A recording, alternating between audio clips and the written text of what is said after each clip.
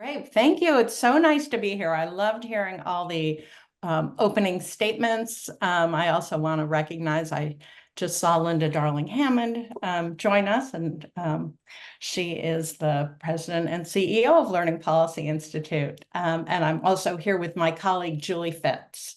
We're going to share some research that we've recently published. So among the policy levers that you just heard about, we're going to share the report that I'm going to share today focuses on one particular lever, the state approaches to supporting principals' professional growth with professional development.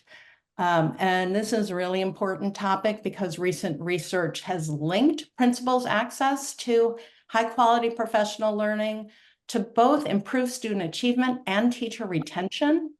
So we know that having access to ongoing learning opportunities supports principals' effectiveness in many ways, but we also know from research that principals' ability to access high-quality learning opportunities really varies, and those who serve in high-poverty schools tend to have less access.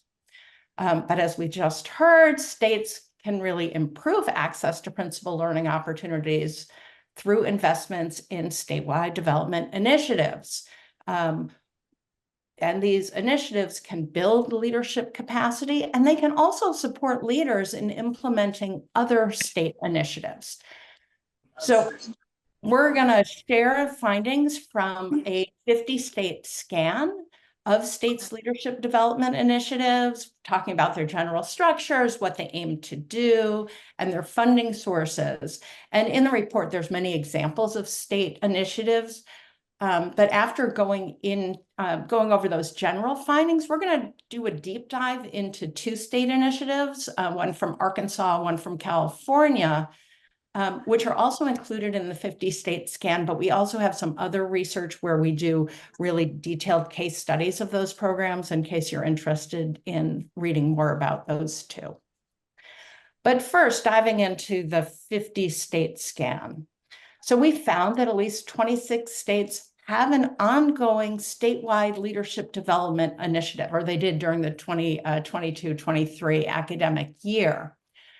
And these initiatives typically take the form of a leadership academy, or it might be called a leadership institute, which tend to be cohort-based programs that provide professional learning and networking opportunities over an extended period of time, most commonly a single school year, though some are longer.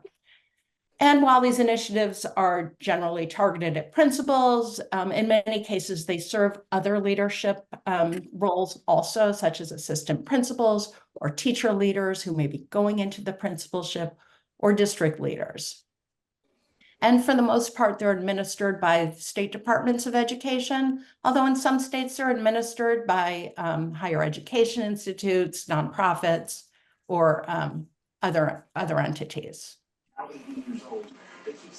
So we found in looking across all of these different initiatives that even though they share that basic leadership academy structure, that they serve very different functions and have very different focuses. So many are very role-specific, provide role-specific professional development that address the unique responsibilities and the unique learning that a single role needs, like what does a principal need versus what does a teacher leader need. There are some programs that are directed specifically at novice principals to support their induction into the profession. Some facilitate the leadership pipeline that Paul was just talking about and provide career advancement opportunities from the aspiring leaders all the way up through mentor leaders. Some initiatives are designed to support teams of leaders, either from a single school site or different levels in a district. That came up a number of times in the introductory remarks you were all making about how it can take a team. And so these initiatives really recognize that school change and improvement can be most successful when it's carried out by teams rather than individuals. Which leads to the next focus of some of these academies, where they really are focusing on school improvement, and the professional development that's provided is tailored to develop leaders' skills in response to their local needs. And then finally, in a few of the states, these initiatives are aiming to build the capacity of those in supervisory roles. So they could be supporting principals in supporting their teachers, or district leaders in being able to better supervise principals. So they acknowledge the important role that supervisors play in the professional development of other school leaders. So all these various functions speak to both the multifaceted work of leadership development and the ability of states to adapt their leadership initiative to your state priorities. And just quickly, before we get to the specific examples, I did want to share the funding sources that states use for these initiatives, because I know that's always a question. Around 2/3 of the states draw on funds from ESSA Title II Part A, which is a 3% set aside specifically for leadership development. States also draw on state education funds or federal recovery funds, which we know are sunsetting soon. And in some cases, they draw on the ESSA Title I school improvement funds. And we did see states that really do braid multiple funds together. Okay, so that was a lot of high-level information showing that there are many ways that states can support the principals. So as I said, we now want to share with you two very different programs to give you a sense of what these can look like in practice. And so I'm going to pass the baton, or relay baton, over to my colleague, Julie Fitz. All right, thank you, Marjorie. So I'm going to start by first describing the Arkansas Master Principal Program, which is developed and administered by the Arkansas Leadership Academy. So this program was established in 2003 by the Arkansas General Assembly, so it's a pretty long-running program. And the state funds it at $500,000 annually, which allows the program to be offered free of charge to all participants. Specifically, it's designed for experienced principals. So this is one of those role-specific professional learning initiatives we mentioned earlier, and it aims to build their already significant capacity for transformational and sustainable systems change. In terms of how the program works, it has 3 phases that unfold over 3 separate school years. And across those 3 phases, it serves about 80 principals per year. What's interesting about this program is that after these principals complete these 3 phases, they can apply for a master principal designation, which if they earn it, it comes with a significant annual bonus for 5 years. And this can go up to $25,000 for principals serving in high need schools. So there's a pretty significant financial incentive. In each phase, leaders are engaging in these multi-day residential sessions where they all gather together with their cohorts for learning experiences that are grounded in the Arkansas leadership performance strands and skills. And then they are given assignments that they complete at their schools in between sessions, so they're immediately applying that learning. The program is highly selective. It requires an application where principals provide details about their school's context, assess their leadership practice, and then also identify their goals for participating in the program. So in terms of high quality learning, we know from the research that program quality matters. So Marjorie and I wanted to take a moment to highlight some of the research aligned practices that the Master Principal Program adopts. First off, it uses a spiral curriculum that deepens skills over time. So principals are revisiting and deepening their knowledge of these central program frameworks in each of the program's 3 phases.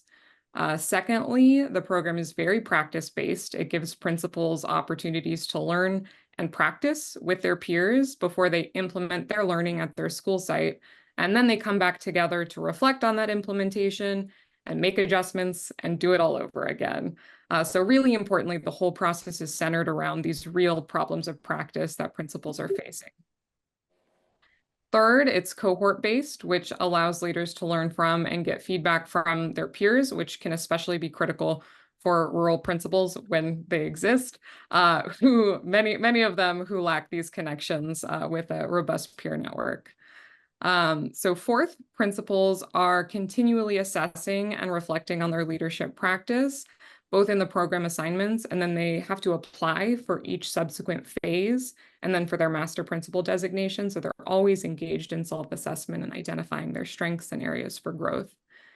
And then finally, really interestingly, this program is connected to all these other supports and improvement efforts that are also hosted by the Arkansas Leadership Academy. So the Arkansas Leadership Academy provides professional learning institutes for other leadership roles in addition to the principalship. And all of these programs for assistant principals, teacher leaders, district leaders, they all use the same set of rubrics. They have the same language, and they teach the same processes. So principals can end up with colleagues at all levels of the system who are working toward the same goals with the same language. So our second example looks a little bit different. This is the 21st Century California School Leadership Academy, which is also known as 21 CSLA. It has a larger scale and a slightly more flexible approach to leadership development. It was established in 2019 with an initial investment of nearly 14 million in funds that are drawn from that 3% ESSA Title II leadership set aside that Marjorie mentioned. The initiative was created to provide a no-cost professional learning to a broader set of leaders than the previous program. So it serves site, district, and teacher leaders and allows these leaders to access professional learning on kind of an as-needed basis. So there's not the same application structure for most of the programming that 21 CSLA puts out. In its first 3 years of operation, 21 CSLA served about 8,000 leaders, so it's averaging 2,500 per year and growing rapidly. So the initiative itself is organized in kind of a hub and spokes model. So there are these 7 regional academies that are the ones delivering the professional learning within their specific geographic region. And then they have a state center that supports alignment across the academies and also interfaces with other state agencies, such as the State Department of Education and the State Board. So these regional academies provide 3 different types of learning opportunities. They provide localized professional learning that's tailored to regional needs. They provide communities of practice that bring together leaders in similar roles to work on problems of practice. And they also provide individualized coaching. So like the Arkansas program, 21 CSLA prioritizes making sure that the professional learning is really high quality. So first off, all offerings are aligned with California's professional standards for education leaders. And then the structure of the professional development itself is informed by research on what makes for effective professional learning. So each of these features listed here and more are research-backed practices adopted by 21 CSLA. And finally, one point of interest that we want to dig into a little bit more is that 21 CSLA has really been designed to be able to support the implementation of other state policy initiatives by providing this professional learning to support school and district leaders as frontline policy implementers. So the great example we have in California is that California is currently implementing universal transitional kindergarten, which is essentially pre-kindergarten for 4-year-olds. And this is, in most instances, this involves adding an additional grade to existing elementary schools. So principals are overseeing the learning of a whole new age range of students. And they tend to have little experience with or knowledge of early childhood education just by virtue of the way that preparation programs and professional learning kind of focus. So what's great is that 21 CSLA has been commissioned to fill that knowledge gap, and they've done that by developing 2 separate learning opportunities, one of which is a UTK leadership certificate for specifically pre-service candidates. So it's 2 free courses that anyone in a prep program in California can add on at no cost. And then they also have a series of 8 professional learning modules for in-service leaders so that they can learn the skills and knowledge that are relevant to supporting high quality early learning for little 4-year-olds. So this is just a really great example of how investments in leadership professional learning can support the rollout of new and, like in this case, particularly ambitious state initiatives.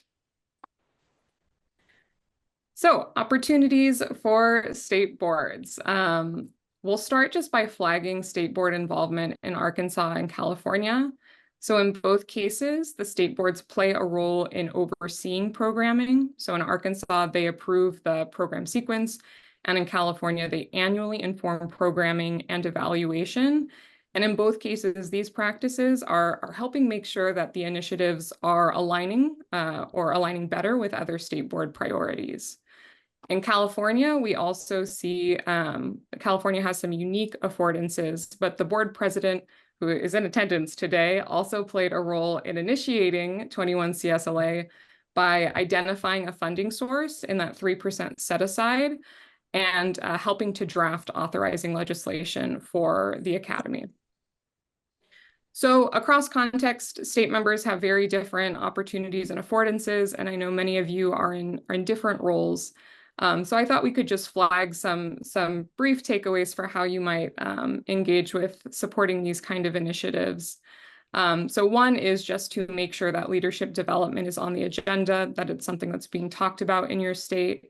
There are also opportunities to be informed of these funding opportunities, like that 3% set aside, and potentially make recommendations to the legislature or other folks who have some influence there. And third, as we saw in both of these states, there's an opportunity to provide some oversight for leadership academies when they exist. And I just loved Dr. Manna's leaders, followers, and partners framework. I think that's a really great way for thinking through how states can engage in supporting these initiatives. So we'll close here. I know a lot of you are already in states that are supporting some kind of a leadership initiative. So of course, we look forward to hearing from you additional ways that you've been able to support or engage with that work. But I've linked again all of the resources we've referred to today and included our contact information if you want to continue the conversation. But I think it's time for some discussion, so I'll pass it over to Paulo.